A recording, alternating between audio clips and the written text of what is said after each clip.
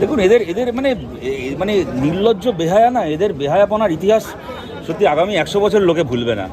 সন্দেশখালীর মহিলারা ক্যামেরার সামনে বেরিয়ে এসে বলছেন যে শিবু হাজরা আর এই উত্তম কে আছে উত্তম সর্দার, তার বাড়ির লোকেরা তার বাইক বাহিনী সকালবেলা গ্রামে যেত, বাড়ি বাড়ি খবর নিত কার বাড়িতে অল্প বয়সী মহিলা আছে এবং হুকুমত ওই মহিলাকে রাত্রিবেলা আমাদের অফিসে পাঠিয়ে দিবি। এই মানে এইরকম জঙ্গলের রাজত্ব চলেছে। এগুলো হিন্দি সিনেমায় দেখলে আমরা ভাবি বোধহয় একটু বাড়াবাড়ি করছে, একটু বেশি বাড়িয়ে দেখাচ্ছে। আর মমতা ব্যানার্জির পশ্চিমবাংলাতে এইগুলো সত্যি সত্যিই হয়। ওই যে স্লোগান দিয়েছিলেন বাংলা নিজের মেয়েকে চায়, আর তৃণমূল হচ্ছে বাংলার ঘরের মেয়েদেরকে চায়। এইরকম অত্যাচার চালিয়েছে, তারপরে তারা এখন ঘুরে বেড়াচ্ছে। আর তার অভিযোগের ভিত্তিতে ওখানকার প্রাক্তন এমএলএ, ওখানকার মানুষের আন্দোলনের নেতা, তাকে রাত দুপুরে বাড়ি থেকে তুলে এনেছে। মানে কত বড় নির্লজ্জ। আমি দেখি তৃণমূল কংগ্রেস এখন আবার লক্ষ্মীর ভাণ্ডারের জন্য ধন্যবাদ জানিয়ে মমতা ব্যানার্জিকে মিছিল করছে। মানে কত বড় দোকান কাটা বেহায়া হলে এরা এই জিনিস করছে। বসিরহাটের এসপি কি আছে? বসিরহাটের এসপি মমতা ব্যানার্জির হাওয়াই চটি মাথায় নিয়ে মাইনে পায়।